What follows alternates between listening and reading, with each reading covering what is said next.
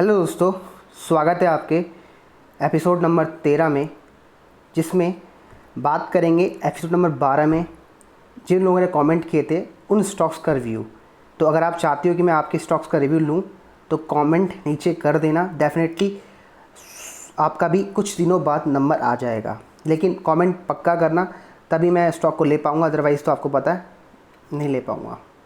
ये था हमारा एपिसोड नंबर 12। इन स्टॉक्स के ऊपर चर्चा करी थी। अगर आपने इन स्टॉक को होल्ड कर रखा तो आप जाके चेक कर सकते हो। मैं स्टॉक्स को बार बार रिपीट नहीं करता हूँ। मोस्टली जो स्टॉक एक बार हो जाता है, जो व्यू रहता है वो लंबा व्यू रहता है, शॉर्ट टर्म ट्रेडिंग के लिए और लॉन्ग टर्म इन्वेस्टिंग दोनों के लिए, राइट। तो डेफिनेटली आप इनको चेकआउट कर सकते हो। साथ में जो 12 एपिसोड था उसमें ऑलमोस्ट 78 कमेंट आए। सभी कमेंट मैं नहीं ले पाऊँगा, ठीक है, उसके लिए माफ़ी चाहूँगा। तो इसलिए बोल रहा हूँ, कमेंट कर देना, डेफिनेटली उसके ऊपर वीडियो बना दूंगा। अगर आपने 13 में कमेंट किया उसमें नहीं लिया मैंने, ठीक है, आपने 12 में कमेंट किया उसमें नहीं लिया, तो 14 में कर देना, डेफिनेटली बन जाएगा। लेकिन नीचे लिख भी देना कि सर मैं लगातार 4-5 दिन से कमेंट कर रहा हूँ, पर लेकिन आप लेते नहीं हो। अगर आप ऐसा लिख दोगे तो मैं डेफिनेटली उसका जल्दी से बना दूंगा, ठीक है, क्योंकि भाई इतने सारे कमेंट आते हैं, सब कमेंट मैं शायद ना पढ़ पाऊँ, उसके दिल से माफ़ी चाहूँगा। अब बढ़ते स्टॉक्स के नाम की तरफ। तो दोस्तों, हमारा जो सबसे पहला स्टॉक है, स्टॉक का नाम शेबियट लिमिटेड है। आपको याद होगा ये स्टॉक ने काफ़ी अच्छा डिविडेंड दिया था और आई थिंक बोनस भी इशू किया था, जिस वजह से स्टॉक आपका ऑलमोस्ट 1000 रुपये से 2000 रुपये हो गया। और आपको हमने 1000 रुपये के आसपास स्टॉक रिकमेंड किया था जब ये स्टॉक पे अपर सर्किट लगा था, यहाँ के रिकमेंड किया था, एंड स्टॉक ने पैसा हमारा डबल किया। अब ये स्टॉक नीचे आ रहा है तो लोग घबरा रहे हैं। दोस्तों, बात को ध्यान रखो, जब भी आपको 100% का गेन आए तो प्रॉफिट बुक कर लिया करो। बाकी डिविडेंड की जो खबर है अभी तक आपके अकाउंट में क्रेडिट हुआ ही नहीं हुआ, ये आप अपने जो जोधा का सपोर्ट टीम है वहाँ से बात करो, ठीक है, वो आपको हेल्प कर देंगे। बाकी अगर आपने स्टॉक को लॉन्ग टर्म के लिए होल्ड करना है तो उसको आप होल्ड कर सकते हो, कोई दिक्कत है, स्टॉक काफ़ी बढ़िया है, ठीक है। लेकिन एक स्टॉप लॉस लगा लो। अगर स्टॉक ये जो आपको लो दिख रहा है 1200 के नीचे का स्टॉक जाता है तो आप स्टॉक से एग्जिट कर सकते हो लॉन्ग टर्म के लिए। बाकी अगर आपको दोबारा मौका मिलता है तो आप स्टॉक को एंट्री करो दोबारा से 1500 रुपये के ऊपर, आपको काफ़ी बड़े टारगेट दिखा सकता है, ये मेरा मानना है। लेकिन हाँ, 1200 रुपये का स्टॉप लॉस पक्का लगा लेना, ठीक है। विदाउट स्टॉप लॉस मार्केट में कभी काम मत करो, ये मेरा एक अच्छी मतलब बोल सकते हैं हैबिट है। स्टॉप लॉस लगाना एक हैबिट होती है, तो हैबिट को मत बिगाड़ो, राइट। बढ़ते दोस्तों हमारे अगले दूसरे स्टॉक की तरफ, इसका नाम है बड़ौदा एक्सट्रूजन करके है। 1 रुपये का इस पर ट्रेड कर रहा है, 1 रुपये 59 पैसे, ठीक है। अब इसमें मैं आपको क्या राय दूँ, स्टॉक अपर सर्किट में जा रहा है, बस यही राय दूंगा कि स्टॉक में प्रॉफिट बुकिंग कर लो। बहुत जल्द स्टॉक नीचे डिप मार सकता है। क्यों? Look at the volume. पहले वॉल्यूम बढ़ा, अब वॉल्यूम नैरो हो रहा है। इसका मतलब स्टॉक से जो बड़े प्लेयर है धीरे धीरे करके एग्जिट कर रहे हैं, तो आपको भी थोड़ा बहुत प्रॉफिट बुकिंग कर लेना चाहिए, ये मेरा मानना है। बढ़ते हैं हमारे अगले तीसरे स्टॉक की तरफ, जिसका नाम है सुमित वुड्स लिमिटेड। दोस्तों, आपको याद होगा स्टॉक हमने 13 रुपये के आसपास रिकमेंड किया था, 13 से स्टॉक 21 रुपये हो गया। पैसा ऑलमोस्ट 60% का गेन हमें किया था। मैंने भी स्टॉक में पैसा लगाया था और पर्सनली मैंने अभी तक प्रॉफिट बुकिंग नहीं की है। पता नहीं, from my insight I believe ये स्टॉक काफ़ी ऊपर तक जा सकता है। काफ़ी ऊपर का मतलब ये नहीं कि 100 रुपये जाएगा, नहीं, मतलब 23 रुपये 24 रुपये जा सकता है बस। अब वो 23 रुपये 24 रुपये के टारगेट के लिए मैं बैठा हूँ।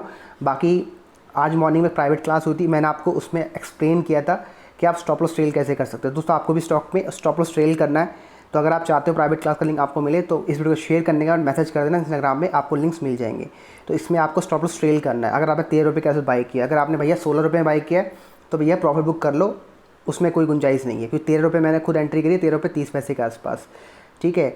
तो मैं भी अगर चाहूँगा तो 15 रुपये के नीचे आएगा तो मैं भी एग्जिट कर लूँगा, क्योंकि भैया 2 रुपये का प्रॉफिट तो कम से कम चाहिए ना, या फिर स्टॉप लॉस लगा लूँगा कॉस्ट टू कॉस्ट, यही करना चाहिए। क्योंकि भैया मैं इतना अच्छी रिटर्न दे रहा है 60% का, और मैं 60% के गेन को छोड़ के 10% का प्रॉफिट बुक करूँगा तो समझ जाओ मेरे से बड़ा वाला कोई नहीं हो सकता, ठीक है। तो समझने का प्रयास करो, उसके स्टॉप लॉस ट्रेल करना, यही एक ऑप्शन रहता है, सबसे बेस्ट और सेफ ऑप्शन रहता है।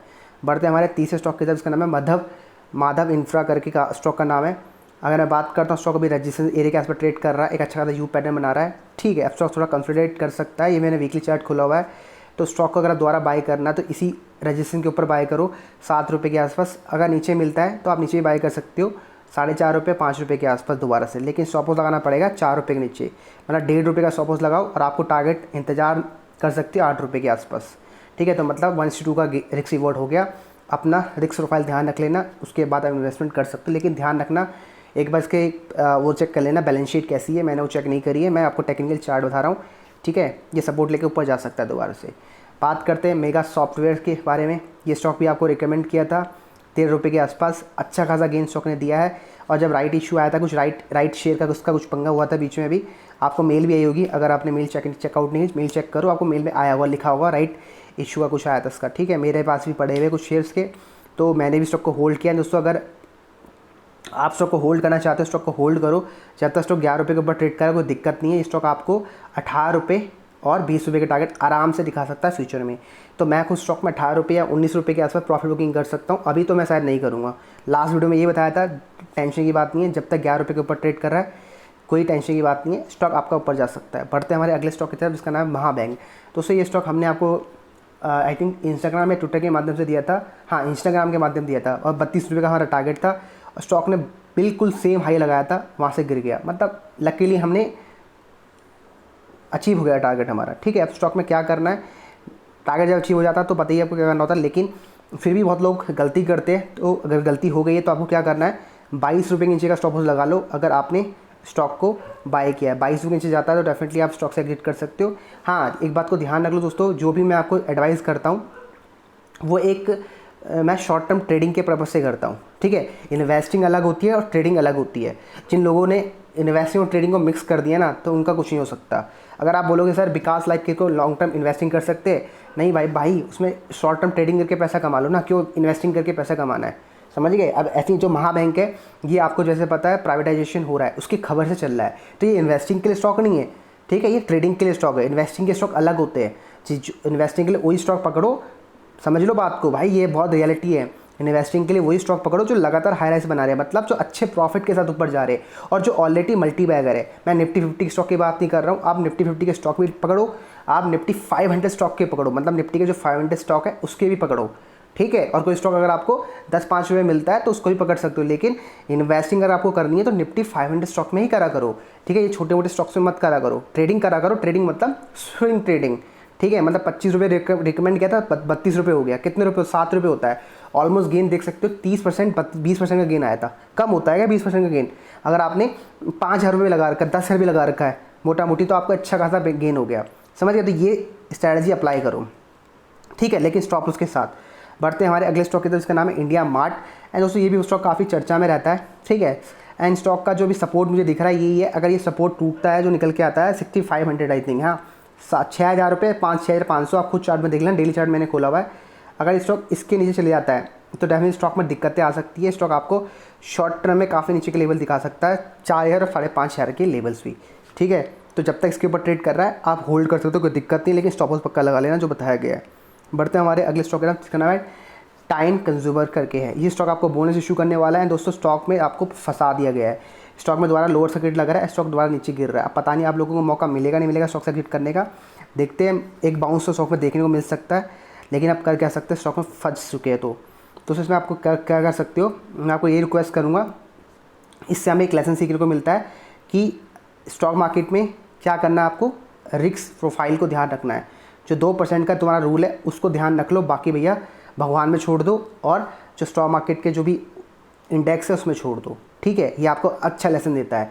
अगर कोई बोनस इशू करने वाला है इसका मतलब ये नहीं कि डबल ट्रिपल हो जाएगा, ठीक है। हाँ मैंने आपको रिकमेंड किया था, मुझे पता है, लेकिन बात को समझो, 2% का रूल काफ़ी इंपॉर्टेंट है। मैं अपनी बात को वो नहीं कर रहा हूँ कि यार मैं हमसे गलती हो गई तो मैं छुपा रहा हूँ, नहीं।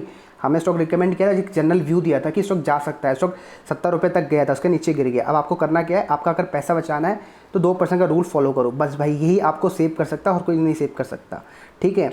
तो भाई आप भी आपको मौका मिलेगा स्टॉक से एग्जिट करने का, इतना मैं बोल सकता हूँ, ठीक है। बढ़ते हैं हमारे अगले स्टॉक की तरफ। तो दोस्तों आज स्टॉक खत्म हो चुके हैं, हाँ खत्म हो चुके हैं। एक स्टॉक है जेपी पावर, आप लोग उसके बारे में लगातार पूछने में लगे हो। एंड दोस्तों मैं आपको दिखा देता हूँ, इसमें तो नहीं चार्ट मैंने डाला नहीं आज, हाँ ये रहा, मिल गया। तो दोस्तों आप देख सकते हो जेपी पावर। एंड दोस्तों देखिए आप स्टॉक में क्या हो रहा है, आप थोड़ा समझने का प्रयास करो, जिनको समझने नहीं आता है।